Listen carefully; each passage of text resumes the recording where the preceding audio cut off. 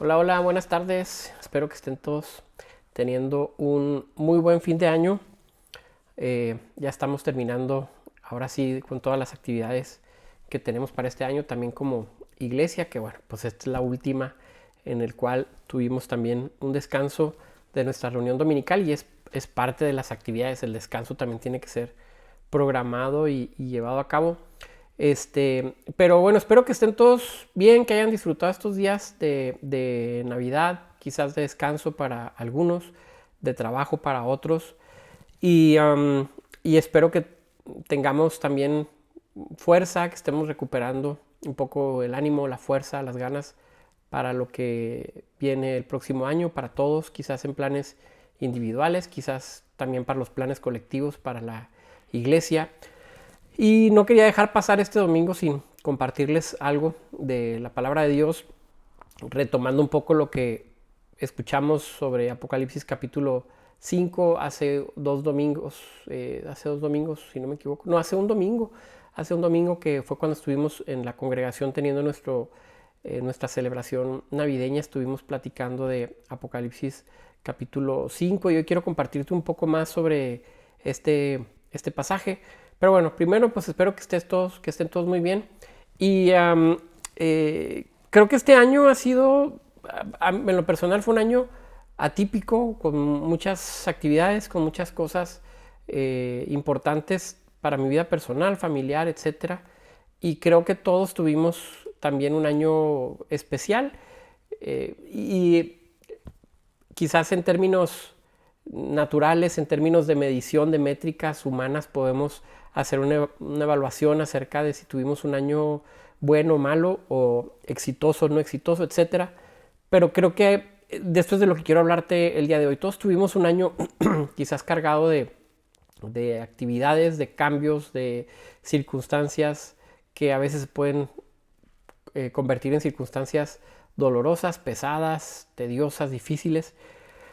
Y luego tenemos de repente momentos también de descanso. Pero precisamente esto es parte de lo que quiero hablarte con respecto a Apocalipsis capítulo 5, porque había un par de versos que estudiamos el domingo pasado que creo que les podemos rascar mucho y como les he mencionado, he estado leyendo y releyendo este capítulo y salen muchas cosas que podemos aprender, salen muchas cosas que podemos rescatar y que nos hablan y que nos edifican y que traen para nosotros también cosas buenas, cosas importantes. Así es que si estás ahí en tu casa, si estás en algún lugar cómodo, quiero invitarte a que abras tu Biblia o abras tu aplicación, o no sé si este video lo estás viendo en tu celular, pero de cualquier forma aquí te lo puedo leer. No me tomé el tiempo para buscarlo, quizás lo puedo hacer para que no tengas eh, que batallar, pero Apocalipsis capítulo 5, en concreto el verso 5 y el verso, y el verso 6. Voy a ver si te lo puedo poner aquí en la pantalla. Este, es que está la doble pantalla por acá. Bueno, aquí lo puedes ver. Verso 5, verso 6, son los que están en esta parte. Hice algo platiqué un poco de esto, precisamente en este domingo anterior. Leímos todo el capítulo, pero estos dos versos son importantes. Lo leo capítulo 5, verso 5 y verso 6 dice, y uno de los ancianos me dijo, no llores, he aquí que el león de la tribu de Judá, la raíz de David, ha vencido para abrir el libro y desatar sus 7 sellos. Y miré y vi que en medio del trono y de los 4 seres vivientes, en medio de los ancianos, estaba en pie un cordero como inmolado que tenía 7 cuernos y 7 ojos, los cuales son los 7 espíritus de Dios enviados por toda la tierra. Hablamos un poco de este pasaje en este domingo también, cuando lo estuvimos revisando. Y quiero mencionarte algunas cosas que me parecen importantes que revisemos, porque evidentemente nos está hablando de una situación aparentemente, vamos a llamarle paradójica, en el sentido de que, ahora no lo puedo quitar, déjame, termino de quitarlo, porque no sé cómo se quita. en el sentido de que estamos viendo que Juan ve esta situación desoladora en la cual nadie puede abrir los sellos, y uno de los ancianos le dice: el león de la tribu de Judá es digno, ¿verdad?, de abrir los sellos. Y cuando ve lo que se encuentra, no es un león sino un cordero. Y es esto de lo que quiero hablar, de esta paradoja que hemos venido platicando desde el tiempo de la Navidad, de la Encarnación, esta paradoja del ser atemporal entrando en la temporalidad, del ser eterno entrando al tiempo, el creador, el que escribe el mito verdadero, de pronto se vuelve un personaje de la historia. Hace algunos domingos hablábamos sobre el mito verdadero y mencionábamos cómo es que alguien ejemplificaba, es como si Shakespeare de pronto decidiera entrar a sus propias obras para poner en orden lo que estaba fuera de orden. Y algo así ocurre cuando leemos Apocalipsis capítulo 5. Estamos viendo que hay una situación trágica y el Cordero decide aparecer desde el trono, entronizado. Es lo que está viendo Juan, un trono como inmolado en el trono, en el centro del reino de Dios. Así, cuando nosotros empezamos a hacer análisis acerca de nuestra vida, y en concreto quizás de este año, porque es más fácil hacer un análisis anual de lo que sucede en nuestras vidas, nos damos cuenta que hay situaciones en las cuales podemos hablar en términos de victorias, de derrotas, podemos hablar en términos de éxitos, podemos hablar en términos de fracasos, etc. Sin embargo, creo que estas son categorías que nosotros mismos ponemos, categorías, vamos a llamarles humanas: éxito, fracaso, derrota, triunfo, debilidad, fortaleza, etc. Creo que bajo los estándares bíblicos, un concepto más claro, más concreto en el cual nosotros nos encontramos, no es hablar de si estamos en victoria o estamos en derrota, si estamos en prueba o no.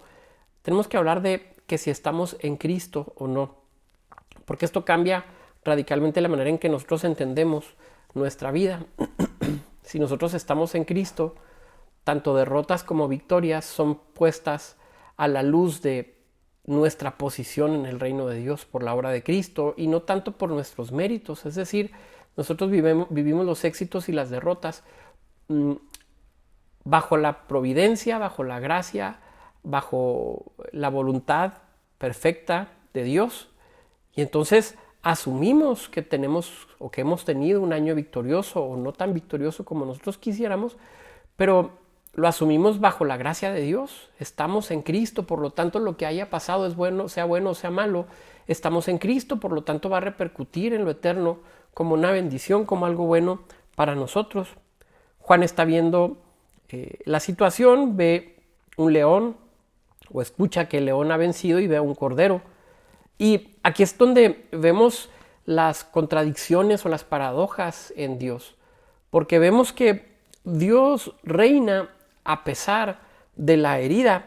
Es decir, no es que Él esté reinando y gobernando porque tuvo que sufrir la cruz como si fuera algo que se escapara de su perfecta voluntad, sino que la cruz es parte de su plan y de su propósito eterno, hablando de que el cordero está como inmolado, es una manifestación al final de cuentas de la cruz. Entonces Dios reina también desde la herida. La voluntad de Dios se cumple en la cruz, en la herida, en el cordero inmolado. En ese sentido, la cruz no es un paréntesis en el reino de Dios, es decir, no es un momento en el cual se escaparon las bendiciones de Dios sobre Cristo, sino que es la cruz la que le da forma a la vida. Quiero darme a entender un poco más. A veces pensamos que los momentos duros de nuestra vida, como los momentos de la cruz en Cristo, como ese cordero inmolado que está viendo Juan, son excepciones a la bendición de Dios. Es decir, Dios no me bendijo tanto este año porque tuve esta serie de situaciones, vamos a llamarle fracasos, derrotas, enfermedades, etc.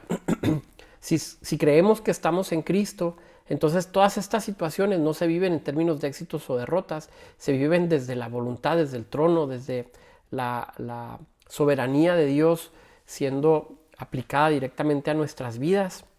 Desde ahí decide Dios gobernar, desde la cruz, desde el cordero inmolado. Y esto tiene que cambiar nuestra manera en que percibimos entonces las cosas que suceden en el inmediato de nuestra vida. Estamos viviendo y estamos viviendo en Cristo. Esa es la meta que nos pone el Nuevo Testamento. Estamos en Cristo, por lo tanto, lo que estamos viviendo, sea bajo nuestros estándares humanos, bueno o malo, es bajo la voluntad de Dios. Estamos bajo la voluntad de Dios. Entonces, estas circunstancias que a veces parecen opuestas, no siempre son enemigos, no siempre son necesariamente cosas contrarias a la voluntad de Dios, ni en Cristo, porque sabemos que a final de cuentas la cruz, la muerte, el vencimiento carnal de Cristo, el asesinato del Mesías, era más que otra cosa, no era más que la voluntad de Dios, era Dios haciendo su voluntad y ejercitando un medio a través del cual nos iba a librar a todos de la muerte. Y mientras el enemigo creía que estaba derrotando al Mesías, inclusive los propios discípulos creían que el Mesías estaba siendo derrotado, Dios detrás de escenas no estaba más que simplemente haciendo su voluntad, haciendo sus planes, porque para Él derrota y victoria son categorías que no existen. Dios hace su voluntad simplemente. Entonces, en estos tiempos a veces tenemos la tendencia de separar lo bueno, lo malo, el éxito, el fracaso, los avances, los retrocesos, pero aprendemos que en Cristo no necesariamente todos los opuestos son enemigos. Hay opuestos, entre comillas, que son aliados de nosotros. Hay situaciones adversas que nos ayudan a avanzar, a entender, a comprender, a depender más de Dios. Por eso las heridas vividas en Cristo no vienen para destruirnos, sino vienen para ordenarnos, para cumplir la voluntad de Dios en nosotros. Esta es una manera muy radicalmente distinta de observar los retrocesos humanos. Esta es una concepción puramente cristiana. Dentro de los grupos filosóficos importantes estaban los estoicos, y ellos desarrollan un concepto que le llaman la apateia, de donde nosotros recibimos la palabra apatía, que era no inmutarse ante las circunstancias que estaban ocurriendo en el mundo. El cristianismo no dice eso. El cristianismo dice hay circunstancias ocurriendo, pero las vivimos, tanto el gozo como el sufrimiento lo vivimos en Cristo, entendiendo que Él hace su voluntad en sus hijos, en su pueblo, en su iglesia. Por lo tanto, estas son categorías principalmente humanas para entender la realidad, lo bueno, lo malo, etc. En el siglo XV hubo un filósofo alemán que se llama Nicolás de Cusa, que desarrolló un concepto que también me vino recientemente para conocerlo, para entenderlo, que se le llama opuestos coincidentes o coincidentia oppositorum. Básicamente lo que él decía es que la manera en que nosotros observamos y percibimos la realidad del mundo es únicamente bajo nuestra perspectiva humana. No tenemos la capacidad de observarlo bajo la eternidad de Dios. Pero todas estas contradicciones que ocurren en nuestras vidas, es decir, estoy bendecido en Cristo, pero me acaban de correr del trabajo, o estoy con la bendición de Dios, pero me peleé con mi esposo, con mi esposa, o somos bendecidos, pero mi hijo tuvo un problema, mi hija tuvo un problema, etcétera, o me acabo de enfermar, o un montón de situaciones que pueden ocurrir más. Para Nicolás de Cusa no eran más que simples circunstancias humanas, terrenales, en las cuales nosotros tratábamos de explicar la realidad, y él decía, Dios ve la eternidad de manera distinta. Él no observa en términos de fracasos o éxitos como nosotros lo hacemos. Y él pone un ejemplo y decía, para entenderlo un poco más, vamos a imaginar que nosotros estamos dentro de un edificio, un terreno que tiene una pared que tiene forma circular alrededor de nosotros, y nos encontramos dentro del círculo. Y decía, nuestra percepción dentro del círculo es que esta pared tiene una curvatura expresada de una manera muy concreta según nuestra propia percepción. Pero decía, si alguna otra persona está viendo el mismo edificio, pero desde fuera del edificio, se va a dar cuenta que esta curvatura es contraria, es totalmente opuesta. Y ese era parte del punto que él decía, que nosotros solamente podemos percibir cosas buenas, cosas malas, éxitos, derrotas, etcétera, bajo nuestra propia percepción humana. Pero Dios era aquel que se levantaba por encima del edificio y decía, es que es tanto uno como lo otro. Toda contradicción se unía en el trono de Cristo, según este filósofo, lo cual me parece muy interesante, porque es precisamente lo que Juan está viendo en Apocalipsis 5, está viendo la contradicción, está viendo el león y está viendo el cordero, está viendo que estas circunstancias se unen en el trono de Dios Y quien gobierna no es el león, sino el cordero inmolado, es decir, el cordero derrotado, podemos decir, el cordero que manifiesta que carnalmente perdió la vida. De hecho, he escuchado a algunos predicadores que así lo expresan. El ministerio de Cristo fue un fracaso, dicen ellos. Obviamente sabemos que no fue así, sabemos que su plan eterno se cumplió, pero imagínate a los discípulos viendo que el Mesías está siendo de pronto aprisionado y llevado a la cruz. Y durante 3 días no escucha nada, la esperanza se va. Es esta la contradicción, es esta la paradoja que estamos tratando nosotros de ver para poder entender que nuestras propias vidas, percibidas desde la eternidad de Dios, se ven de manera muy distintas. ¿Qué quiere decir esto? Que el reino de Dios no avanza necesariamente por la fuerza, sino por la entrega. El Cordero termina gobernando a la creación no por la fuerza, no por la imposición de un gobierno, no por la imposición de su propio poder, sino por un sometimiento a la voluntad del Padre. Y está aquí un gran ejemplo para nosotros. Él conquista muriendo. Y esto es algo que Jesús trata de enseñarnos en varias ocasiones. Es necesario morir a ti mismo. En otra ocasión les dice, no puedes gobernar enseñoreándote de los demás, tienes que servir. Entonces, es una realidad que Él nos ejemplifica con su propia vida. Nos dice, tienes que vivir de manera distinta, pero nosotros todavía nos aferramos a ciertos paradigmas que tratan de hacer las cosas bajo la fuerza, bajo términos, bajo estrategias humanas, cuando Cristo dice, cede, deja que Dios gobierne, deja que Dios actúe dentro de lo que está ocurriendo en tu circunstancia inmediata, porque a final de cuentas el reino de Dios tiene que ver con la muerte a nosotros mismos para que Él pueda establecer su voluntad y entonces sí, el Cordero como inmolado pueda gobernar en nuestros propios corazones. La entrega entonces a Dios no es necesariamente una debilidad, sino que es una fortaleza que Dios nos da. La invitación muy concreta para este año que acaba de terminar es que aprendamos a percibir las cosas de manera distintas. Pero ya que hemos hecho un recuento de lo que ocurre en este año 2025, lo más importante es cómo nos acercamos al año 2026, cómo empezamos nosotros a percibir las cosas que van a ocurrir, cuáles son nuestras expectativas, cuáles son nuestros planes, cuáles van a ser aquellas cosas en las cuales nosotros empezamos a poner etiquetas, esto va a ser un éxito o esto va a ser un fracaso o esto va a ser, se percibe para que vaya mal, se percibe para que vaya bien. Las cosas van a ocurrir como tengan que ocurrir. Lo importante es, ¿estamos en Cristo o no estamos en Cristo? Esta es la verdadera categorización que tenemos que hacer en nuestras propias vidas. ¿Estamos en Cristo? Estamos bien.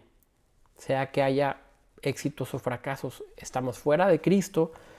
No estamos bien, aunque haya éxitos y fracasos. Esta es la categorización correcta para cualquier cristiano que ha sido redimido con la sangre de Cristo.